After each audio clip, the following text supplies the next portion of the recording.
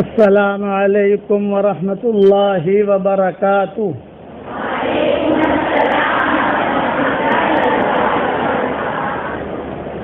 نحمده ونصلي على رسوله الكريم اما بعد۔ الحمد لله نحمده ونستعينه ونستغفره ونؤمن به ونتوكل عليه ونعوذ بالله من شرور أنفسنا ومن سيئات أعمالنا ونعوذ بالله من شرور أنفسنا ومن سيئات أعمالنا من يهده الله فلا مضل له ومن يضلله فلا هادي له ونشهد أن لا إله إلا الله وحده لا شريك له ونشهد أن سيدنا ومولانا محمدا عبده ورسوله صلى الله عليه وعلى آله وأصحابه وبارك وسلم تسليما كثيرا كثيرا أما بعد فأعوذ بالله من الشيطان الرجيم بسم الله الرحمن الرحيم والمؤمنون والمؤمنات بعضهم أولياء بعض يأمرون بالمعروف وينهون عن المنكر ويقيمون الصلاة ويؤتون الزكاة ويطيعون الله ورسوله أولئك سيرحمهم الله إن الله عزيز حكيم صدق اللہ العظیم۔ پہلے ایک بات کی وضاحت کر لوں، اس لیے کہ میرا بیان ساری دنیا میں جاتا ہے کہ جن کے سامنے بیان کر رہا ہوں یہ چھوٹی بچیاں ہیں، یہ بڑی عمر کی خواتین نہیں ہیں، اور ان سے بھی میں نے اپنا چہرہ چھپانے کا کہہ دیا ہے۔ اب ایک اہم نصیحت کرتا ہوں بچیوں آپ کو کہ مدینہ منورہ میں ایک لڑکی تھی، اس کا نام تھا تثبیتہ۔ میں دعا کرتا ہوں کہ اللہ تعالی احمد آباد میں ایسی تثبیتیں بہت پیدا کر رہے ہیں۔ بہت مالدار تھی اور کنواری تھی، اس نے بہت بڑا کام کیا، کتابوں میں لکھا ہے، بڑا کارنامہ کیا اس نے، اور کارنامہ یہ کیا کہ مدینہ منورہ میں تو کئی لڑکیاں تھیں، سبوں نے کارنامے کیے ہیں، لیکن اس نے عجیب و غریب کارنامہ کیا اس لڑکی نے۔ مدینہ منورہ میں ایک تاجر تھا یہودی، اس کا نام تھا اسلم۔ زینب یہ نام یہودیوں کے ہیں جو اوپر سے چلے آ رہے ہیں، حضور صلی اللہ علیہ وسلم نے ان ناموں کو بدلا نہیں، اسلم کا نام بھی نہیں بدلا، زینب کا نام بھی نہیں بدلا، اور حضور صلی اللہ علیہ وسلم نے خود اپنی بیٹی کا نام بھی زینب رکھا، اور حضرت زینب سے شادی بھی کی، اور حضور کو جو زہر دینے والی تھی اس کا نام بھی زینب تھا یہودیہ۔ یہ نام آپ نے بدلے نہیں، کچھ کئی نام ایسے تو اوپر کے جو حضور نے بدل دیے کہ یہ نام مت رکھو، یہودیوں کا نام ہے۔ آج بھی یہودیوں میں اسلم ملتے ہیں اور زینبیں تو بہت ملتی ہیں آج بھی۔ تو کتابوں میں لکھا ہے کہ یہ وہاں پر یہ لگانا ہے،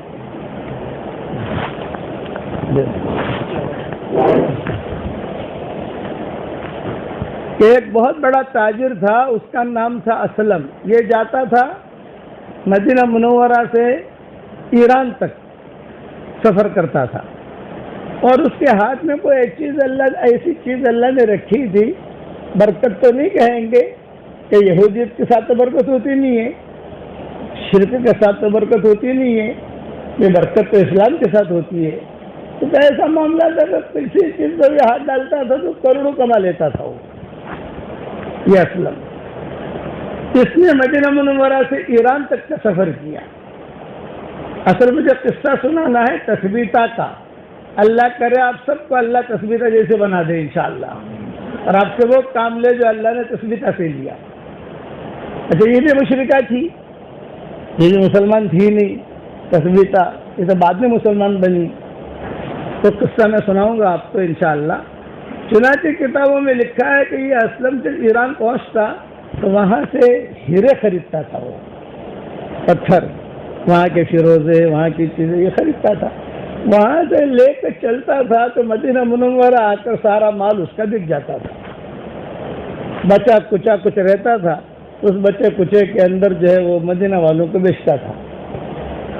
تو ایک وہاں جب گیا ایران یہ اسلم، تو ایک لڑکا بازار میں دیکھتا تھا، وہ کمزور، نہ شکل نہ عقل، نہ اس کی شکل نہ اس کی عقل، ایسے کھڑا رہتا تھا. وہ ناک میں سے پانی نکل رہا ہے، بال بھی جو ہے بکھرے ہوئے ہیں اور بخار ہے. یہ اسلم روزانہ دیکھتا تھا کہ یہ لڑکا ہے کون. تو اس اسلم نے کہا بیٹا تم کون ہو؟ یوں فرمایا کہ بھائی میرا باپ غریب ہے، میری ماں غریب ہے، مجھے کھلانے کے لیے کوئی چیز ہے نہیں، میں یہاں کھڑا رہتا ہوں، کوئی بھی ملتا ہے تو کوئی مجھے پیسہ دے دیتا ہے، سبزی وغیرہ پڑی رہتی ہے تو میں کھا لیتا ہوں، یہ میری زندگی ہے. تو اسلم نے کہا میں تجھے مدینہ لے جاؤں؟ ارے بہت اچھا، ایسا کوئی مجھ پر احسان کرے گا مجھے مدینہ منورہ لے جائے تو میرے لیے تو سعادت بندی کی چیز ہے. چنانچہ اسلم لے کر آیا مدینہ منورہ. راستے میں چلتے چلتے لوگوں سے کہا بھائی میرا غلام ہے، حالانکہ غلام تھا نہیں، وہ غلام بنا لیا اس کو، میرا غلام ہے، خریدو گے خریدو گے. کسی نے کہا نہیں غلام نہیں خریدنا، تو ہیرے بتا کیسے تیرے پاس. وہ ہیرے جو ہے لوگ خریدتے تھے. مدینہ منورہ پہنچا. مدینہ منورہ پہنچ کر اس نے مدینہ میں اعلان کیا بھئی ایرانی غلام لایا ہوں، کوئی خریدے گا؟ مدینہ والے کہتے تھے ہاں خریدیں گے، دکھاؤ کہاں ہے. اب وہ لڑکوں کو دیکھنے آتے، ہر آدمی کہتا ریجیکٹ کرتا، ارے اس کو کیا خریدیں، نہ شکل ہے نہ عقل ہے، کیا کام کرے گا یہ، ریجیکٹ کر دیا. تو اسلم نے اعلان کیا دیکھ جس بھاؤ سے میں نے خریدا ہے اس بھاؤ سے لے لو. خریدا تو تھا نہیں، جھوٹ بولتا تھا وہ. چلے مدینے والوں نے کہا کہ نہیں، کسی نے لیا نہیں. تو اسلم نے اعلان کیا بھئی میں جو ہے فری دیتا ہوں، فری لے لو. مدینہ والوں نے کہا فری لیں گے تو بھی مہنگا پڑے گا، کھلانا تو پڑے گا اس کو، کام تو کچھ کرے گا نہیں. کسی نے ہاتھ لگائے نہیں. ایک تسلیتا لڑکی تھی، یہ روزانہ بازار میں آتی تھی اپنا سامان وغیرہ خریدنے کے لیے. دیکھتی تھی کہ کوئی لڑکا کھڑا ہے تو پوچھتی تھی تم کون ہو بیٹا، کیا ہے؟ یہ کہا میں اسلم کا غلام ہوں. سامنے وہ اسلم کھڑا ہے یہودی. پھر میں تجھے کیا چاہیے؟ یہ کہا مجھے 2 روٹی چاہیے. پھر میں کوئی بات نہیں، میں تجھے روزانہ روٹی دے دوں گی، روزانہ تیرے لیے دودھ لے آؤں گی. تسمیتا جب بھی گھر سے نکلتی اس کے لیے روٹی، کھجور، دودھ، پنیر. مدینہ منورہ میں پنیر بہت بکتا تھا اس زمانے میں، کھجور اور پنیر. لوگ کھجور اور پنیر کو ملا کر کھاتے تھے اس دور کے اندر. یہ سب لے کر ایک تھیلی میں ڈال کر وہ اس کو دے دیتی اور دے کر جو اپنا کام کر کے واپس چلی جاتی. عزت ہو گئی.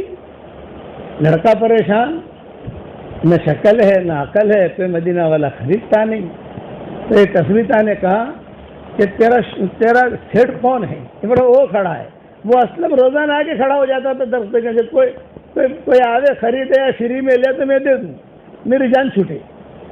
لیکن کوئی آتا ہی نہیں تھا. تو تسمیتا نے اسلم کو بلایا. اسلم یہاں. اسلم نے کہا میں تجھ سے بڑا مالدار ہوں، اس لیے یہ بھی مالدار تھی، یہ مالدار تھی، میں نہیں آؤں گا، تو آ. تسمیتا کو کہا کہ تو آ، میں تیرے پاس، تو مجھے بلا رہی ہے، تو میرے پاس آ. چنانچہ تسمیتا گئی. کہا ایک لڑکے کی کیا قیمت ہے؟ یہ فرمایا فری. تو تسمیتا نے کہا فری نہیں، تم نے کیا بھاؤ خریدا ہے؟ اس نے جھوٹ بولا، اتنے میں خریدا ہے، خریدا تو تھا نہیں. تو تسمیتا نے کہا جس بھاؤ سے تو نے خریدا ہے اس کا ڈبل پیسہ میں دیتی ہوں. تو خوش ہو گیا، فری میں کوئی لیتا نہیں تھا، ڈبل پیسہ آنے لگے. اس نے کہا ٹھیک ہے. وہ تسمیتا کی نگاہ تھی جس نے لڑکے کو پہچانا کہ آگے چل کر کیا بنے گا یہ.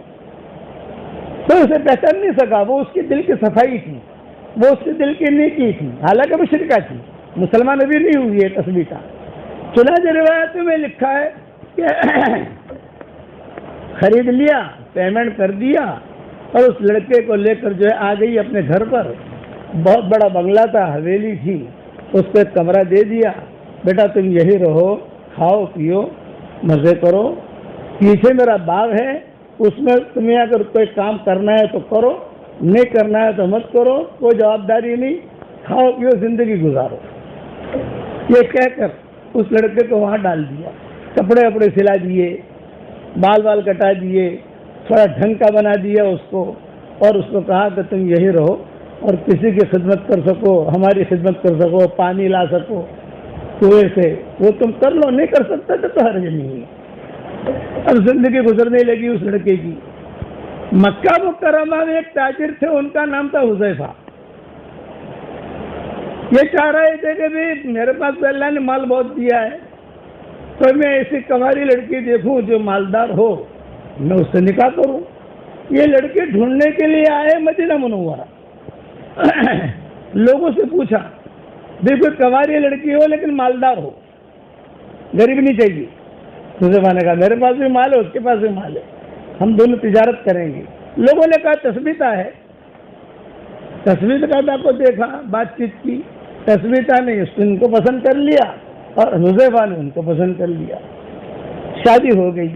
لیکن تثبیتہ نے شرط لگائی، بھائی ہم مکہ مکرمہ جائیں گے، میں آپ کی بیوی بن گئی، آپ مجھے مکہ لے جاؤ گے، لیکن مجھے ایک شرط ہے، یہ لڑکا بھی میرے ساتھ جائے گا، میں اس لڑکے کو یہاں نہیں چھوڑوں گا۔ تو حذیفہ نے کہا کوئی بات نہیں، بولے کھانا پینا سب جو ہے میرے خرچے سے ہوگا۔ حذیفہ نے کہا کہ نہیں خرچہ میں کروں گا، ایسی کیا بات ہے میں۔ چنانچہ یہ تین کی جماعت، تثبیتہ، حذیفہ اور وہ لڑکا، یہ تینوں کی تینوں مکہ مکرمہ پہنچے۔ ابھی حضور صلی اللہ علیہ وسلم نے نبوت کا دعویٰ نہیں کیا تھا۔ کچھ سالوں کے بعد مکہ مکرمہ میں اعلان ہوا کہ ایک اللہ کے نبی آئے ہیں، ایک اللہ کے نبی آئے ہیں، ایک اللہ کے نبی آئے ہیں، ایک اللہ کے نبی آئے ہیں۔ تو یہ حذیفہ اور تثبیتہ اور وہ لڑکا، وہ تینوں کے تینوں حضور کی خدمت میں آئے، حضور صلی اللہ علیہ وسلم نے اسلام پیش کیا، ان تینوں نے اسلام قبول کر لیا، اب رضی اللہ تعالیٰ عنہ بن گئے۔ پھر ہجرت کا اعلان ہوا، تو ہجرت کا اعلان ہوا تو یہ تینوں ہجرت کر کے مدینہ منورہ آ گئے۔ مدینہ منورہ میں تثبیتہ کا بنگلہ تو تھا ہی، وہ تو وہاں کی سیٹانی تھی، چنانچہ حذیفہ تثبیتہ یہ لڑکا وہ بنگلہ جو تھا ان میں تھوڑا سا کام کاج کرا کے زندگی گزارنی شروع کی۔ پھر حضور صلی اللہ علیہ وسلم نے ہجرت کی۔ آپ صلی اللہ علیہ وسلم نے جب ہجرت کی تو حضرت عائشہ بھی ساتھ میں، حضرت عائشہ کا بھی نکاح ہو چکا تھا حضور صلی اللہ علیہ وسلم کے ساتھ، حضرت سودا کا تو پہلے ہو چکا تھا، اور حضور صلی اللہ علیہ وسلم کے ساتھ حضرت عائشہ بھی نکاح میں آ گئی تھی، باقی امہات المومنین ابھی آئی نہیں تھی۔ حضور صلی اللہ علیہ وسلم نے ایک مرتبہ رات کے وقت میں آواز لگائی، عائشہ آ جاؤ۔ حضرت عائشہ نے جواب ہی نہیں دیا، بھائی عائشہ آ جاؤ، جواب ہی نہیں دیا۔ حضور پریشان ہوئے، بھائی میں آواز لگا رہا ہوں عائشہ۔ پھر پیار میں حضور صلی اللہ علیہ وسلم عائش کہتے تھے، بیوی کا پیار والا نام رکھنا ہماری شریعت میں سنت ہے، لیکن دھمال والا نہیں۔ نام تھا عائشہ، حضور کہتے تھے عائش، کبھی حضور کہتے تھے اویش، کبھی حضور کہتے تھے صدیقہ، کبھی حضور کہتے تھے حمیرہ، کبھی حضور کہتے تھے عفیفہ۔ یہ نام نہیں تھے حضرت عائشہ کے، یہ پیار والے نام تھے۔ تو یہ ہماری شریعت میں پیار والا نام رکھنا یہ سنت ہے۔ میں عربوں کے بیان میں کہتا ہوں بھائی ہماری شریعت کے اندر پیار والا نام رکھنا سنت ہے، لیکن لیلا نام مت رکھنا، یہ میں عربوں کے بیان میں وہاں مکہ مدینہ میں کہتا ہوں۔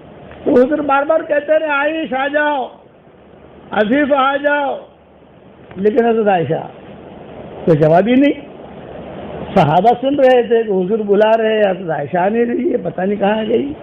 اب صحابہ حضرت عائشہ کو ڈھونڈنے تو جائیں گے نہیں، یہ تو بے ادبی ہے، ام المومنین ہے۔ صحابہ کہہ رہے ہیں کہ حضور بار بار بلا رہے ہیں، عائشہ نہیں آ رہی۔ تھوڑی دیر کے بعد حضرت عائشہ روتی ہوئی آئی، ایک دم آنکھوں میں آنسو، سرخ آنکھیں، اور بہت ہی روتی ہوئی اور ہنچکیاں مارتی ہوئی حضور کی خدمت میں آئی۔ تو حضور نے پوچھا بھائی کیا ہوا؟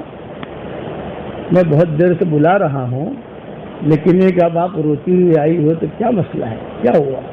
حضرت عائشہ نے کہا کہ حضرت کچھ نہیں ہوا، بس آج میرا دل بھر گیا، آج دل بھر آیا، دل ہی تو ہے نہ سنگ و خشت، دل ہی تو ہے نہ سنگ و خشت، درد سے بھرنا آئے کیوں، روئیں گے ہم ہزار بار، کوئی ہمیں رلائے کیوں۔ یہ ایک شعر ہے، حضور حضرت عائشہ نے تو شعر نہیں پڑھا، لیکن ان کی شعر کا میں ترجمہ نہیں کر رہا ہوں۔ حضرت عائشہ روتی رہی، حضور پوچھتے رہے کیوں روئے، کیوں روئی تم، کیوں روئی؟ جواب نہیں دے سکی۔ جب سنبھلی، جذبات قابو میں آئے تو حضرت عائشہ رضی اللہ تعالیٰ عنہ نے فرمایا کہ حضرت میں مسجد نبوی میں تھی اور ایک لڑکا، ایک آدمی جو ہے وہ قرآن پڑھ رہا تھا، میں پیچھے بیٹھے ہوئے اس کا قرآن سن رہی تھی، اتنی اچھی آواز اور اتنا پیارا لہجہ، وہ قرآن پڑھ رہا تھا تو میں بیٹھی ہوئی سننے میں لگی، جب اس کے قرآن میں سننے میں لگی تو میں گم ہو گئی، کہاں ہوں میں، مجھے کچھ پتہ نہیں چلا۔ اب جب وہ قرآن پڑھ یعنی ابھی بھی وہ قرآن پڑھ رہا ہے وہ، لیکن میں قابو میں نہیں کر سکی، پھر آپ کی آواز میرے کان پہ پڑی تو میں ادھورا چھوڑ کر آ گئی، اور میری درخواست سے حضرت آپ بھی چلیں۔ حضور صلی اللہ علیہ وسلم نے فرمایا اچھا، بہت اچھا قرآن پڑھتا ہے، میں ہاں آپ بھی چلیں۔ چنانچہ کتابوں میں لکھا ہے کہ حضور صلی اللہ علیہ وسلم کو نائٹ ڈریس میں، نائٹ ڈریس کو سمجھتے ہیں، آدمی کا سونے کا ڈریس الگ ہوتا ہے، باہر مجلس کا ڈریس الگ ہوتا ہے، نائٹ ڈریس میں حضور صلی اللہ علیہ وسلم کو ہاتھ پکڑ کے لے گئی حضرت عائشہ، سنو تو وہ پڑھ رہا تھا، حضرت عائشہ رو رہی تھی، حضور صلی اللہ علیہ وسلم کے بھی آنکھوں میں آنسو آ رہے تھے۔ آپ نے دعا مانگی کہ اللہ تیرا شکر ہے میری امت کے اندر تو نے ایسے لوگ پیدا کیے ہیں جن کی آوازوں میں کرنٹ ہے، جن کی آوازوں میں کشش ہے۔ داؤد علیہ السلام کی آواز کا کچھ حصہ دیا گیا ہے۔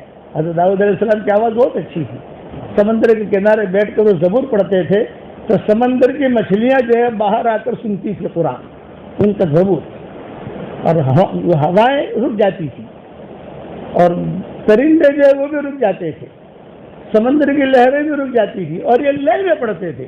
اس لیے حدیثوں میں آتا ہے حشر کے میدان میں اللہ تعالیٰ سب کو جمع کرے گا تو داؤد علیہ السلام سے کہے گا داؤد زبور سناؤ، حالانکہ ہونا ہی چاہیے کہ قرآن سناؤ، لیکن یہ کہ داؤد زبور سناؤ۔ جب زبور سنائیں گے وہاں حشر کے میدان میں تو سب محو ہو جائیں گے، سب محو ہو جائیں گے۔ تو حضور صلی اللہ علیہ وسلم نے کہا اے اللہ تیرا شکر ہے کہ تو نے میری امت میں ایسے لڑکے، ایسے لوگ پیدا کیے جن کی آوازوں میں تو نے اتنی کشش رکھی ہے، اور حضور نے پھر ان کا ایڈریس وغیرہ لیا کہ وہ لڑکا کون ہے، کہاں رہتا ہے کیا نہیں، تھوڑا اس کو قریب کریں۔ چنانچہ حضور صلی اللہ علیہ وسلم نے ان کو بلانا شروع کیا اپنی مجلسوں میں، قریب میں بٹھاتے۔ یہ لڑکا کون بنا آگے جا کے؟ سالم مولا حذیفہ، یہ سارے قاریوں کے امام ہیں، سارے قاریوں کے امام، جتنے بھی قاری دنیا میں ان سب کے امام یہ سالم مولا حذیفہ ہیں۔ ان کے بغیر کوئی آگے نہیں بڑھ سکتا، جتنی بھی قرات کی ترتیبیں چلیں گی، چلتے چلتے چلتے سالم مولا حذیفہ پر پہنچیں گی۔ پہلے نہ کوئی بندہ نہ کوئی پرندہ کوئی لینے کے لیے تیار نہیں، لیکن اللہ تعالیٰ نے ان کو یہ قبول کیا، اور اس کا ثواب کس کو ملے گا؟ تثبیتہ کو، کیونکہ تثبیت ذریعہ بنی ہے، تو تثبیتہ جیسی آپ بنو گی انشاءاللہ، دل میں خیر ہوگی تو اللہ آپ کو تثبیتہ جیسے بنائے گا۔ تو حضرت عمر کے زمانے، حضور صلی اللہ علیہ وسلم کے زمانے میں مسجد نبوی کے علاوہ کئی مسجدیں بن گئی تھی، تو حضور نے ایک مسجد میں ان کو امام بنا دیا۔ تو مورخین نے یہ بھی لکھا ہے کہ حضرت عمر اور حضرت ابوبکر کبھی کبھار ان کے پیچھے نماز پڑھنے کے لیے چلے جاتے تھے، سالم مولا حذیفہ کے ان کے پیچھے۔ دور صدیقی میں جب ارتداد پھیلا ہے تو یہ سالم مولا حذیفہ وہاں شہید ہو گئے دور صدیقی کے اندر۔ حضرت عمر کا جب انتقال کا وقت آیا تو حضرت عمر کی وصیتوں میں یہ تھا کہ آج اگر سالم مولا حذیفہ زندہ ہوتا میں اس کو امیر بنا دیتا، میں مشورے کی جماعت نہ بناتا، وہ اگر زندہ ہوتا تو میں اس کو سالم مولا حذیفہ کو میں امیر بنا دیتا، کہ حضور صلی اللہ علیہ وسلم اس پر اتنے فدا تھے، اتنا قرآن سے اس کا تعلق تھا۔ تو یہ مت سمجھو کہ لڑکیاں کچھ کام نہیں کر سکتی، وہ تثبیت کے اندر کی نیکی تھی، جس نیکی نے اس کو قبول کیا۔ اور ایسے لڑکی کی خدمت کی، سپورٹ کیا، سپورٹ کتنا کیا، کھانا کھلایا، سپورٹ کتنا کیا، مکہ لے کے گئی، سپورٹ کتنا کیا، ابھی عمرہ کرایا جب مسلمان ہو گئے تو یہ سپورٹ کیا. وہ سپورٹ پر یہ بن گئے سالم مولا حسین. تو عورتوں کے قصے آپ کو بہت ملیں گے کہ جنہوں نے دین کے بڑے بڑے کارنامے کیے. بلخ ایک شہر کا نام ہے، بلخ. وہاں کا قاضی، وہاں کا بادشاہ، وہاں کا امیر بلخ کے مسلمانوں سے ناراض ہو گیا. بلخ میں یہود بھی رہتے تھے اور بلخ میں مسلمان بھی رہتے تھے. یہ دو لوگ رہتے تھے. مشرکین تو وہاں تھے نہیں، لیکن یہودی ضرور تھے. اس لیے کہ یہودی جو ہے وہ ہر جگہ اپنا اڈا بنا لیتے ہیں. یہ مسلمانوں سے ناراض ہو گیا. اس نے یہ اعلان کیا کہ مجھے اتنا ٹیکس دو تو بلخ میں رہو، ٹیکس نہیں دیتے اب بلخ چھوڑ دو. سارے مسلمانوں نے کہا کہ ہماری فیملیاں یہاں ہیں، ہمارے بچے یہاں ہیں، اسکولیں یہاں ہیں، مدرسے یہاں ہیں، ہم سارا کام یہاں کرتے ہیں، اتنا بڑا ملک چھوڑ کر ہم کہاں جائیں. وہ کہا کہ نہیں، تم تو جو ہے تمہارا کام یہ ہے یا تو ٹیکس دو 1 سال کے اندر، اور ٹیکس نہیں دیتے ملک چھوڑو. تو مسلمانوں نے کہا آپ 1 سال کہتے ہیں، ہم 25 سال تک بھی یہ ٹیکس ادا نہیں کر سکتے، ہمارے ذرائع آمدنی ہے ہی نہیں. سارے مسلمان پریشان، بہت پریشان. چنانچہ کتابوں میں لکھا ہے کہ کچھ علماء آئے ان گاؤں والوں کے پاس، بلخ والوں کے پاس. یہ کہا تم ٹینشن مت لو، تم ہرات چلے جاؤ. ہرات یہ افغانستان کا ایک شہر ہے، ہرات. میں بھی وہاں جاتا ہوں تو وہاں میرے بیانات ہوتے ہیں. بہت بڑی مسجد ہے، بہت مرد عورتیں جمع ہوتی ہیں، لیکن پردے کے ساتھ. عورتیں الگ ہوتی ہے، مرد الگ ہوتے ہیں. سب جو ہے بڑا مجمع جمع ہوتا ہے وہاں ہرات میں. آپ جو ہے یہاں گوگل پر جا کر ہرات لکھو گے تو اس کی ساری آئے گی کہانی، اس کی ساری ترتیب آئے گی. تو تم ہرات چلے جاؤ، وہاں ایک لڑکی ہے، اس سے مدد مانگو. وہ لڑکی ہے، وہ کیا مدد کرے گی ہماری، کتنا ٹیکس بھرنا ہے. بھائی میں جب کہتا ہوں وہ تم کو ہرات جاؤ، اس کا نام یہ ہے، اس کا ایڈریس یہ ہے، تم جاؤ، کسی کا نام مت لینا، بس چپکے سے جا کر کہو ہماری مدد کرو، وہ تمہاری مدد کرے گی. اچھا گئے علماء وہاں، انکوائری کی تو اس لڑکی کا مکان تھا، عالیشان بنگلہ، عالیشان محل. وقت لیا گیا، پردے میں بات ہوئی. وہ کیوں آئے ہو؟ یہ کہا کہ بلخ کا جو بادشاہ ہے وہ ہم سے ناراض ہو گیا ہے، ٹیکس مانگ رہا ہے، ہم 25-30 سال تک بھی ٹیکس نہیں دے سکتے، آپ اگر ہماری کچھ مدد کرو. وہ جگہ مالن چل میں مدد کرتی ہوں. اندر گئی، اندر سے چادر لے کر آئی. ایک چادر لو، تمہارا ٹیکس ادا ہو جائے گا اور پیسے بچیں گے. قیمتی چادر ہے، پیسے بچیں گے. وہ پیسوں سے مسجد بنا دینا یا مسافر خانے بنا دینا، کچھ بھی کر لینا تم، لیکن یہ چادر لو، بادشاہ کو دے دو. خیر وہ چادر دیکھنے لگے تو یہ چادر سے کیسے ٹیکس ادا ہوگا، تو دکھائی تو دیتا نہیں ہے اس میں. تو اس نے کہا آپ اس کا ٹینشن مطلب، بادشاہ سمجھ جائے گا یہ چادر کیا ہے، تم جاؤ.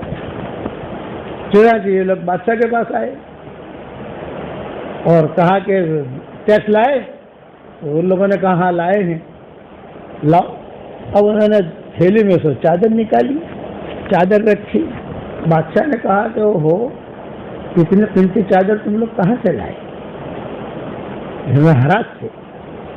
اچھا کس نے دی تم کو؟ ان کا فلاں لڑکی نے دی. اوہو، جب وہ لڑکی تم پر مہربان ہو سکتی ہے اور تمہارا کام کر سکتی ہے تو میں تو بادشاہ ہوں، میں تو تمہارا کام اور کر سکتا ہوں. جاؤ تمہارا سارا ٹیکس معاف. اسے معاف کر دیا. وہ لڑکی سے یہ کام کر سکتی ہے تو میں نہیں کر سکتا، ٹیکس معاف. بلخ والے کو یہ خوش ہو گئے، لیکن تھے یہ اللہ والے، ہیرا پھیری والے نہیں تھے. اب چادر تو ان کے پاس ہے، یہ نہیں کہ ابھی کہنے خبر پڑ سے آپ 5 جڑا گیا تھا نا، 5 جنوں نے چادر آتی سے آپ نے جگہ میں نہ کھدے نا پیسہ. یہ نہیں، نیک لوگ تھے، دیندار تھے. اسی چادر کو لے کر یہ واپس ہرات پہنچے اور دستک دی. کون؟ یہ کہا آپ وہ چادر دینے آئے ہیں واپس. یہ کہا تمہارا کام ہو گیا؟ یہ کہا ہمارا کام ہو گیا. تو پھر چادر کیوں لائے تم؟ یہ فرمایا کہ اس نے معاف کر دیا ٹیکس. تو اس لڑکی نے کہا ایسی لڑکیاں بھی بنو. وہ لڑکی کیا کہہ رہی ہے؟ وہ لڑکی یہ کہہ رہی ہے کہ نہیں بھی یہ چادر اب میرے گھر میں نہیں آئے گی، یہ چادر میرے گھر میں نہیں آئے گی. یہ چادر آپ لوگ لے جاؤ اور اس سے ہرات میں قرب و جوار میں آپ جو ہے مسجدیں بناؤ، اور جتنی مسجدیں بنے، مسافر خانے بنے، وہ سارے کے سارے بناؤ. میرے گھر میں یہ چادر نہیں آ سکتی. فرمایا کیوں؟ یہ فرمایا اس چادر پر غیر محرم کی نظر پڑی ہے. جس چادر پر غیر محرم کی نظر پڑی ہو میں وہ چادر نہیں دیکھا کرتی. یہ تقویٰ تھا اس لڑکی کا. اسے چادر نہیں دی اور ان کو ہدیہ کر دیا. اب یہ بڑے بڑے علماء تھے. آپ کا افغانستان کے بھی جانا ہو، ایران جانا ہو، افغانستان کی ایران کی بارڈر ہیں، کبھی جانا ہو تو دیکھنا کئی مسجد آپ کو ملے گی. چادر والی لڑکی کی مسجد نمبر 1، چادر والی لڑکی کی مسجد نمبر 2، چادر والی لڑکی کی مسجد نمبر 3، چادر والی لڑکی کا مسافر خانہ نمبر 4. ایسا کئی جگہ ملیں گے. جب بہت مسجدیں بن گئی، مال بچ گیا، تو اس زمانے کا بادشاہ تھا، نام تو مجھے سب یاد رہا نہیں. وہ بادشاہ نے یہ کہا کہ بھئی اتنی بڑی زبردست اس لڑکی نے خدمت کی ہے، اچھا یہ چادر اتنی مہنگی کیوں تھی؟ وہ ہیرو کی چادر تھی اور جنات کے بادشاہ کے ساتھ اس کا نکاح ہوا تھا. یہ مسئلہ تھا کہ بیت اللہ کا طواف کر رہی تھی لڑکی، جنات کے بادشاہ کی نظر اس پر پڑی اور اس کی نظر جنات کے بادشاہ پر پڑی، تو دونوں میں تعلقات ہوئے اور دونوں میں تعلقات ہونے کی وجہ سے نکاح ہوا تھا.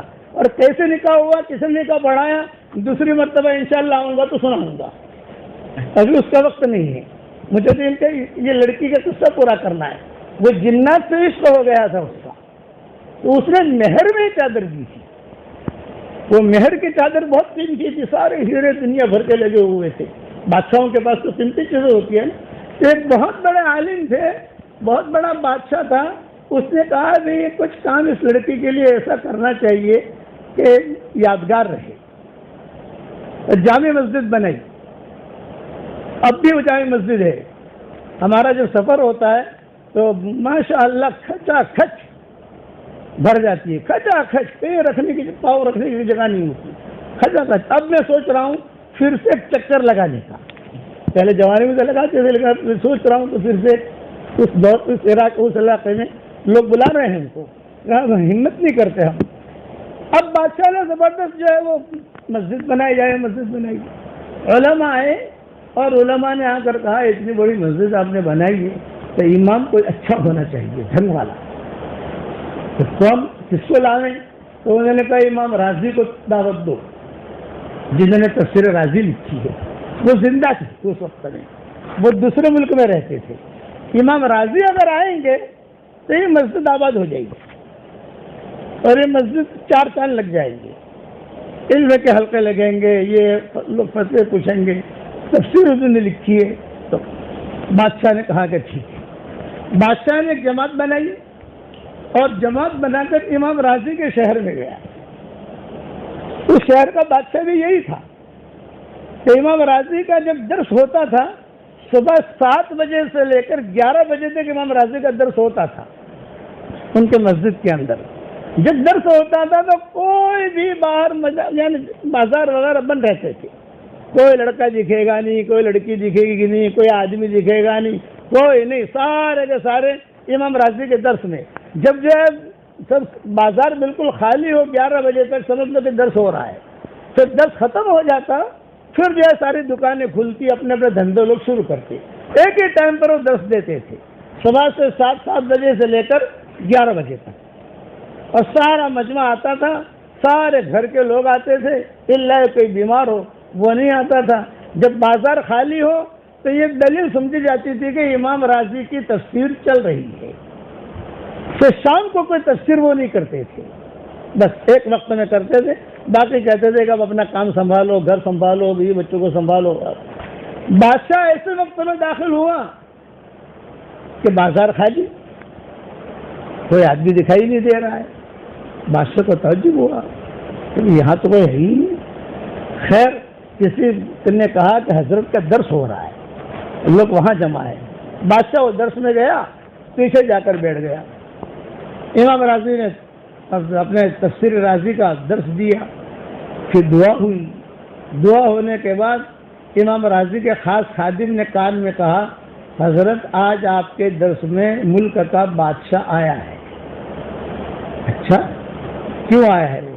یہ تو ہمیں پتہ نہیں, لیکن ملک کا بادشاہ بیٹھا ہوا ہے, وزراء عمرا سارے کے سارے آئے ہیں, اس کے بیٹے بھی آئے ہیں, اور کیوں آئے ہیں پتہ نہیں. تو امام راضی نے کہا بھی بادشاہ ہے, ہمیں ملنا چاہیے. فرمایا حضرت آپ کھڑے نہ ہو, وہ خود آئے گا, اس لیے کہ اتنے دور سے آیا ہے, کوئی کام لے کر آیا ہے یہاں. چنانچہ بادشاہ آیا, امام راضی نے کھڑے ہو کر اس کا اکرام کیا اور ان کے وزراء سے ملاقات کی, بیٹھے. یہ کیسے آنا ہوا؟ تو بادشاہ نے کہا کہ حضرت دعوت دینے آئے ہیں. تو کیا دعوت دینے آئے ہو؟ تو ہم نے بہت بڑی مسجد بنائی ہے, وہ چادر والی مسجد مشہور تھا, چادر والی مسجد, چادر والی مسجد. آپ لوگ بھی بناؤ گے نا انشاءاللہ؟ آپ لوگ بھی ارادے کرو. چادر والی مسجد, اس کا نام ہی تھا چادر والی مسجد. ہم نے بڑی جامع مسجد بنائی ہے, آپ کو دعوت دینے آئے ہیں, آپ وہاں آؤ اور وہاں پر امامت کرو, وہاں رہو. تو امام راضی نے کہا بھائی میں کیوں آؤں, اتنا لمبا سفر کر کے. میری یہاں پر لوگ آتے ہیں میرے پاس, تفسیر سن کے چلے جاتے ہیں, تو میں نہیں آتا, معذرت کریں. بادشاہ نے کہا تو سوچئے. امام راضی نے کہا نہیں, سوچنے کی بات ہے ہی نہیں, ارے استخارہ کیجئے. امام راضی نے جواب دیا جب مجھے آنا ہو تو استخارہ کروں. بھائی شادی کرنی ہو تو استخارہ کرے, شادی نہیں کرنے سے کہتے استخارہ. بھائی مجھے آنا ہی نہیں ہے وہاں, میرے یہاں خوش ہوں, میرا تلامذہ ہیں سب, اور سب میری تفسیریں لکھتے ہیں. اب بادشاہ تو مایوس ہو کر چلا گیا اپنے قیام گاہ پر. امام راضی کا ایک خاص شاگرد تھا. یہ جو خدام ہوتے ہیں نا, یہ بڑے ہوشیار ہوتے ہیں خدام. وہ بادشاہ کے پاس گیا, یوں کہا کہ دیکھو امام راضی سفر نہیں کریں گے, اگر امام راضی کو لے جانا ہے تو ایک کام کرو. تو امام راضی وہاں سفر کریں گے. بولے کیا کریں؟ بولے وہاں یہ جا کے یہ کہو امام راضی سے کہ میں نے بہت بڑی مسجد بنائی ہے اور قبلے میں علماء میں اختلاف ہے. بعض علماء کہتے ہیں یوں ہے, بعض علماء کہتے ہیں یوں ہے, بعض علماء کہتے ہیں یوں ہے, بعض فقہا کہتے ہیں یوں ہے. آپ آؤ گے تو امت مجتمع ہو جائے گی, آپ فیصلہ کرو گے کس طرف قبلہ ہے. اب بادشاہ نے آ کر یہ بات رکھی. امام راضی کی بات سمجھ میں آ گئی. ہاں بھی اگر مسلمانوں میں اختلاف ہے تو میں سفر کروں گا, لیکن میری شرطیں ہیں. کیا شرط؟ یہ کہا میرے شاگردوں کو لے کے چلوں گا, اور درس دیتا دیتا وہاں تک پہنچوں گا آہستہ آہستہ. درس وہی 7 بجے سے لے کر 11 بجے تک درس ہوگا, پھر سفر شروع کریں گے, اور وغیرہ وغیرہ ساری شرطیں. بادشاہ تھا, اس نے کہا حضرت آپ کی ساری شرطیں منظور, آپ صرف سفر کرو. خیر علماء نے لکھا ہے مہینوں کے بعد یہ ہرات پہنچے. وہاں آپ لکھنا گوگل پہ جا کے, ہرات جامع مسجد, یہ وہ مسجد ہے, وہ ہرات جامع مسجد. اب دیکھو گے تو پتہ چلے گا بہت بڑی مسجد ہے. اب امام راضی وہاں گئے. امام راضی جب گئے تو علماء سب جمع ہوئے, فقہا جمع ہوئے, محدثین جمع ہوئے. بڑے آدمی تھے امام راضی, سب ان کی تفسیریں پڑھتے تھے, ان کا درس سنتے تھے. چنانچہ سارے کے سارے جب جمع ہوئے تو مورخین نے لکھا ہے کہ امام راضی نے نمازیں پڑھانی شروع کی. 7 دن تک نماز پڑھائی. کتنے دن تک؟ 7 دن تک. اور کوئی اختلاف والا آیا نہیں. امام راضی نے بادشاہ کو بلایا, 7 دن تک میں نے نماز پڑھائی ہے, ایک بھی مولوی آیا نہیں ہے. اس کا مطلب کہ سب متفق ہیں اس قبلے پر. اس کا مطلب یہ ہے کہ سب متفق ہیں. تو بادشاہ نے کہا کہ حضرت وہ لڑائی کرتے تھے, لیکن اب آپ آئے نا لڑائی ختم ہوگی. تو امام راضی نے کہا جب لڑائی ختم ہو گئی تو مجھے واپس بھیجو. کام ہو گیا نا, میں واپس جاتا ہوں میرے علاقے میں. بادشاہ نے کہا کہ نہیں حضرت آپ یہیں رہیں. نہیں بھی نہیں, میں تو وہیں جاؤں گا, کام ختم ہو گیا, مسلمانوں میں جوڑ ہو گیا, بیانات ہو گئے, میری منزل پہ پہنچاؤ. وہ جو خاص خادم تھا نا, اس نے بادشاہ سے کہا کہ حضرت آپ ان کو دعوت دیں کہ یہ قیام کریں. اس لیے کہ بادشاہ کے یہاں کھانا پینا, وہ خدام کو وہاں کھانا ملتا نہیں تھا, مل گئی تو روزی, نہ ملی تو روزہ. وہاں وہ معاملہ تھا، اور یہاں فروٹ، یہاں شاہی دسترخوان، علماء نے لکھا ہے کہ بادشاہ دسترخوان پر خود کھڑا ہوتا تھا اور روٹیاں دیتا تھا ان خدام کو۔ تو یہ سارے کے سارے خدام جمع ہو کر بادشاہ کے پاس بھی گئے کہ تم یہ کہو، اور امام راضی کے پاس بھی آئے کہ حضرت اب ٹھہر جاؤ، اتنا دور آئے ہیں، یہاں کام ہوگا، یہیں پر رہو۔ چنانچہ امام حضرت کھانا پینا بھی ملتا ہے، وہاں تو حضرت روٹی بھی نہیں ملتی، وہاں تو جو حالات تھے ہمارے، یہاں تو شاہی خدمت۔ بادشاہ نے کہا کہ سب کے لیے میں مکان بناؤں گا، جو کنوارا ہے سب کے میں شادیاں کراؤں گا، جن کی بیویاں وہاں ہیں ان کو سب کو بلاؤں گا، یہاں بچے بھی تھے پھر وہاں پر، ان سب کو بلاؤں گا اور بلا کر ان کو میں ٹھیک ٹھاک رکھوں گا۔ امام راضی خوش ہو گئے، چنانچہ امام راضی نے وہیں زندگی گزاری اور وہاں پر ہی ان کی قبر ہوئی۔ یہ عورتیں تھیں، چادر والی لڑکی کا قصہ اور تسمیتہ کا قصہ یہ میں نے بیان کیا۔ میرے والد صاحب رحمۃ اللہ علیہ فرماتے تھے عورت بنتی ہے تو دنیا کا نظام بنتا ہے، اور عورت بگڑتی ہے تو دنیا کا نظام بگڑتا ہے۔ اس لیے آپ بنو، بڑے کام کرو۔ آپ دل میں یہ بات نہیں آنی چاہیے میں کیا کام کر سکتی ہوں، میں تو لڑکی ہوں، نہ نہ نہ نہ، نیت پر بھی اللہ دیتا ہے، کرو گے انشاءاللہ۔ اب آج میں آپ لوگوں کو ایک ہدیہ دیتا ہوں، اپنی زندگی کا معمول بنا لو، 313 مرتبہ سورہ اخلاص پڑھو روزانہ، 313 مرتبہ درود شریف پڑھو، 313 مرتبہ استغفار پڑھو، بس یہ میری طرف سے ہدیہ ہے۔ انشاءاللہ اگر اس کا معمول آپ نے بنا لیا، ایک ساتھ پڑھنا نہیں ہے، روٹی بناتے بناتے پڑھ لیا، کبھی جو پانی بھرتے بھرتے پڑھ لیا، بس یہ عادت 24 گھنٹے میں پورا کرنا ہے، تو آپ کی قیامت تک کے آنے والی نسلوں میں انشاءاللہ کوئی بھی فقیر نہیں رہے گا اور کوئی بے دین نہیں رہے گا۔ کتنا زبردست وظیفہ ہے یہ۔ روزانہ پڑھو، 10 مرتبہ سورہ اخلاص پڑھو، جنت میں ایک محل تیار ہو جاتا ہے۔ 20 مرتبہ پڑھو، 2 محل تیار ہو جاتے ہیں۔ 30 مرتبہ پڑھو، 3 محل تیار ہو جاتے ہیں۔ 40 مرتبہ پڑھو، 4 محل تیار ہو جاتے ہیں۔ میرے والد صاحب رحمۃ اللہ علیہ فرماتے تھے بیٹا یونس، رات کو کبھی نیند نہ آئے نا تو 5-6 بنگلے بنا دینے کے جنت میں، تو بنگلے بھی بن جائیں گے اور نیند بھی آ جائے گی۔ تو یہ میں آپ کو ہدیہ دیتا ہوں، کرو گی انشاءاللہ؟ ہاں، اور بہت محنت سے پڑھو، دین کے کام میں بھی آگے بڑھو، دنیا کے کام میں بھی آگے بڑھو۔ میں شکاگو سے آ رہا تھا، اپنا جرمن جا رہا تھا، تو پائلٹ صاحب جو ہے ہمارے، ہم فرسٹ کلاس میں تھے، میں اور میری بیگم ہم ساتھ میں تھے، امریکہ کا ہمارا دورہ تھا۔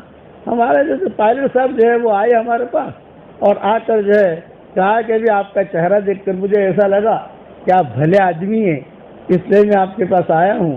آپ تو میں کھڑا ہو گیا ان کے اکرام میں، پائلٹ ہوائی جہاز کا ڈیلٹا ایئر لائن تھی، اور وہ اس نے کہا کہ آپ جو ہے میری سیٹ پر بیٹھو تاکہ میری سیٹ میں برکت آئے۔ ارے بھائی تیری سیٹ پر میں بیٹھوں گا، کبھی خدا نہ کرتا آگے پیچھے ہو گیا تو سمجھ گئے نا، یہ تو قانونی جرم ہے۔ میں کہا نہیں آپ میری سیٹ پر بیٹھو۔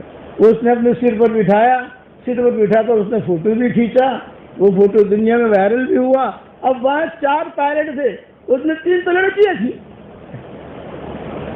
3 لڑکیاں۔ میں نے کہا یار لڑکیاں ہوائی جہاز اڑا سکتی ہیں تو یہ لڑکیاں دین کے ہوائی جہاز کو بھی اڑا سکتی ہیں، کہ دین کا کام بھی کر سکتی ہیں، تو کرو گی انشاءاللہ بھائی۔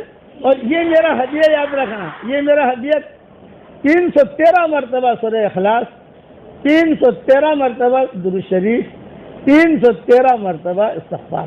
اگر آگے پیچھے ہو جائے، مطلب کہ 314 ہو گیا، 315 ہو گیا، 312 ہو گیا، کوئی حرج کی بات نہیں ہے، لیکن 313 کا جو عدد ہے نا اس میں کرنٹ ہے، بدرین کا یہ عدد ہے، اور بہت بڑے کرنٹ کی چیز ہے انشاءاللہ۔ اب ایک دعا پڑھ لو میرے ساتھ، ربنا اغفر لی ولوالدی وللمؤمنین یوم یقوم الحساب۔ دیکھو جس نے دعا پڑھی تو ہمارے اکاؤنٹ میں جس نے بھی پڑھی، اس وقت میں دنیا میں جتنے مسلمان مرد اور عورتیں ہیں ان سب کے برابر اس کے اکاؤنٹ میں نیکیاں داخل ہو گئی۔ یہ حدیث میں ہے، صحیح حدیث ہیں، اس لیے پڑھتے رہو آپ انشاءاللہ۔ اور میرے سبق چلتے ہیں واٹس ایپ کے، وہ تو آپ لوگوں نے سنا ہی ہوگا کہیں نہ کہیں واٹس ایپ کا، تو واٹس ایپ کا سبق سنو، کچھ نہ کچھ اللہ رسول کی بات کان میں پڑ جائے گی، اور ہمیشہ میں دعا کرتا ہوں اس کے لیے جو میرے لیے دعا کرتا ہے، اس لیے آپ ہمارے لیے بھی دعا کرو۔ آپ کے احمد آباد کے ایک ڈاکٹر نہیں ہے، احمد آباد کی ہے، شکاگو میں رہتی ہے، اس نے مجھے فون کیا، یہ کہا مولانا جب سے سورہ اخلاص کا وظیفہ آپ نے بتایا ہے میں نے 10 لاکھ مرتبہ پڑھا، 10 لاکھ مرتبہ، 5 لاکھ مرتبہ تو آپ کو ہدیہ کیا اور 5 لاکھ مرتبہ میں نے میرے لیے رکھا۔ لیکن مولوی صاحب ایک بات بتاؤ، جنت میں بنگلے ملیں گے نا؟ میں نے کہا بیٹا میں کروڑ مرتبہ قسم کھا کے کہتا ہوں کہ جنت میں بنگلے ملیں گے، کیونکہ نبی کی بات ہے، نبی کی بات جھوٹی نہیں ہو سکتی۔ تو مولانا ایک بات پوچھتی ہوں، تھوڑی شرم آتی ہے، آپ ناراض تو نہیں ہوں گے؟ میں نے بیٹا کیسے ناراض ہوں گے، پوچھو کیا پوچھتی ہو؟ یہ کہ مولانا 5 لاکھ مرتبہ میں نے سورہ اخلاص پڑھا تو میں نے حساب لگا لیا میرے کتنے بنگلے بن گئے۔ تو مولوی صاحب کوئی بھاڑو آپ سے کہ نہیں آنے چاہیے، کرایہ آئے گا کہ نہیں آئے گا وہاں؟ میں نے کہا بیٹا وہاں کرایہ نہیں آئے گا۔ تو مولانا اتنے بنگلے کریں گے کیا؟ میں نے کہا جب جنت میں جائیں گے تو انشاءاللہ مشورہ کر لیں گے، جب جنت میں اللہ لے جائے گا تو ہم مشورہ کر لیں گے وہاں۔ تو پڑھتے رہے، ابھی ٹاپ ڈاکٹروں میں ہے ماشاءاللہ وہاں۔ میں جاتا ہوں تو خود علاج کے لیے ہمارے پاس آتی ہے بچی اور خود ہمارا علاج کرتی ہے۔ بیمار ہوا، میں ٹورنٹو میں بیمار ہوا اور وہ شکاگو بھی تھی تو وہاں سے سفر کر کے آئی اپنے سارے آلات کو لے کر، وہ حضرت کا علاج میں کروں گی، بڑے عمرہ کا علاج کرتی ہے۔ بولے حضرت سورہ اخلاص کی برکت سے اللہ تعالیٰ نے میرے ہاتھ میں شفا رکھی ہے، سورہ اخلاص کی برکت سے جو دعا مانگتی ہوں اللہ دعا قبول کرتا ہے۔ سارے بیٹے ڈاکٹر، ساری بہوئیں ڈاکٹر، ساری بیٹیاں ڈاکٹر اور بڑے اداروں میں کام کر رہے۔ آپ بھی اگر یہ عمل شروع کرو گے تو اس کے بعد جو دعا مانگو گے اللہ آپ کی دعا قبول کرے گا۔ میرے لیے بھی دعا کرو گی انشاءاللہ، اللہ ہم سب کا عمل کرنے کے توفیق عطا فرمائے۔ دعا کریں۔ اللہم لک الحمد کما انت اہل، فصل وسلم علی سیدنا محمد کما انت اہل، وافعل بنا ما انت اہل، فإنک اہل التقوی واہل المغفرہ۔ اے اللہ ہمارے گناہوں کو معاف فرما، اے اللہ ہماری خطاؤں سے درگزر فرما، اے اللہ ہماری ان بچیوں کو قبول فرما، اے اللہ ان کے گھروں کو آباد فرما، انہیں بہترین چمن عطا فرما، اچھے شوہر انہیں عطا فرما، اچھے گھرانے عطا فرما، ان سے تو بہت بڑا کام لے لے۔ اے اللہ قیامت تک کے آنے والی نسلوں کو تو قبول فرما۔ اے اللہ جس نے مجھے دعاؤں کے لیے کہا ہو یا دعاؤں کے لیے خطوط میں لکھا ہو یا جن کا ہم پر کسی قسم کا حق اور احسان ہو یا جو مجھے اپنی دعاؤں میں یاد کرتے رہتے ہوں یا مائیں بہنیں مجھے اپنی دعاؤں میں یاد کرتی رہتی ہوں یا جو دعا کے لیے کہنا چاہتے تھے مگر کہہ نہیں سکے ہوں، ان کی ساری جائز مرادوں کو پوری فرما کر اس میں خیر کی شکلیں اور صورتیں پیدا فرما۔ اے ہمارے پیارے اللہ، میری تشکیل پر روزانہ 313 مرتبہ کوئی سورہ اخلاص پڑھے اور 313 مرتبہ درود شریف پڑھے اور 313 مرتبہ استغفار پڑھے۔ اے اللہ ان کی ساری دعاؤں کو تو قبول فرما اور ان کے ساری جائز مرادوں کو پوری فرما۔ اے اللہ جس کرم سے آپ نے ہمیں یہاں جمع کیا ہے، تیرے اسی کرم سے جنت الفردوس میں، تیرے نبی کے پڑوس میں، ہماری قیامت تک کے آنے والی نسلوں کے ساتھ تو ہم سب کو جمع فرما دے۔ اے اللہ ہمارا کھویا ہوا دین ہمیں واپس دے دے، ہمارا کھویا ہوا قرآن واپس دے دے، ہماری کھوئی ہوئی عزتیں واپس دے دے۔ اے اللہ پورے احمد آباد والوں کو قبول فرما، ان کے بیٹیوں کو قبول فرما، ان کے مردوں کو قبول فرما، ان کی عورتوں کو قبول فرما، ان کے دامادوں کو قبول فرما، ان کی بہوؤں کو قبول فرما۔ اے اللہ پورے احمد آباد کو تو قبول فرما، ذرے ذرے کو قبول فرما اور قرب و جوار کی بستیوں کو قبول فرما، پورے گجرات کو قبول فرما اور اقوام عالم کی ہدایت کے فیصلے فرما۔ اے اللہ جو مانگا وہ عطا فرما، مانگنے سے رہ گیا وہ عطا فرما، ہمیں برکت والی روزی عطا فرما اور بہترین بارش عطا فرما اور اپنے فضل و کرم سے ہماری دعاؤں کو قبول فرما۔ وصلی اللہ تعالی علی خیر خلق محمد وعلی آلہ واصحابہ وبارک وسلم تسلیما کثیرا کثیرا۔ میں سلام کروں، سلام کا جواب دے دو۔ السلام علیکم ورحمۃ اللہ وبرکاتہ۔